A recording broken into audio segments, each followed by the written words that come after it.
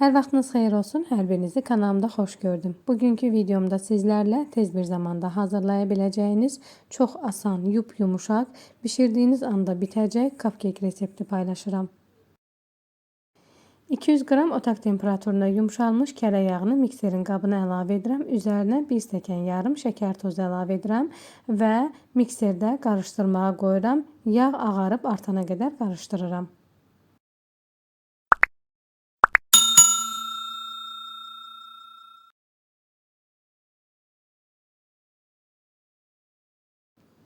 Yağ ağardıqda isə yarım çay qaşığından biraz az olmaqla şəkərsiz vanil əlavə edirəm. Əgər paket vanillərdən istifadə edirsinizsə 2 paket əlavə etməyiniz kifayətdir. Ağaran yağ və şəkər tozunun üzərinə 5 ədəd otaq temperaturunda olan yumurtanı tək-tək əlavə edirəm və mikserlə qarışdırmağa davam edirəm. Nəzərinizə çatdırım ki, istifadə etdiyim yumurtalar xırda olduğuna görə 5 ədəd yumurtadan istifadə etdim. Əgər sizdə iri şəhər yumurtasıdırsa 4 ədəd istifadə etməyiniz kifayətdir.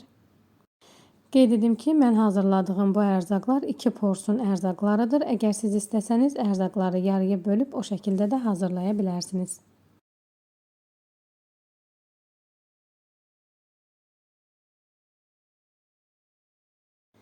Yumurtaları tək-tək əlavə etdikdən sonra mikseri söndürürəm və ələyin içərisinə 1 stəkan un, 2 paket qabartma tozunu əlavə edib ələkdən keçirirəm və çırpıcı ilə qarışdırıram.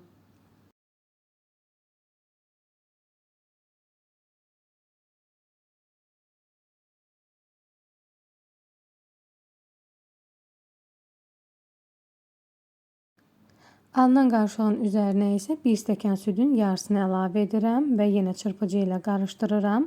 Ardınca isə yenə 1 stəkan un əlavə edirəm və ələkdən keçirirəm. Onu da çırpıcı ilə qarışdırıram.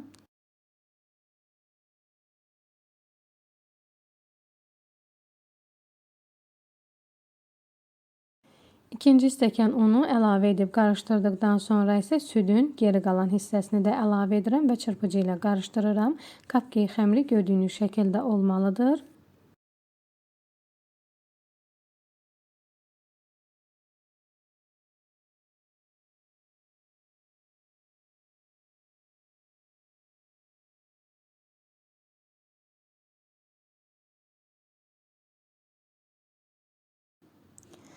Cupcake xəmirini bu şəkildə hazırladıqdan sonra qəliblərin içərisinə yağlı kağız yerləşdirirəm və hazırladığım xəmirdən qəliblərin içərisinə əlavə edirəm.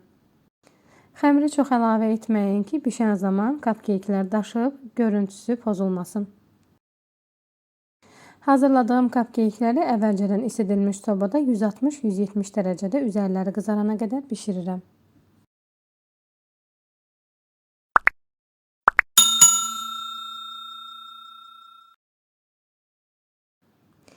Gördüyünüz kimi cupcake'ləri artıq sobadan çıxarmışam. Üzərləri çox gözəl qızarıb, dadı çox ləzzətlidir.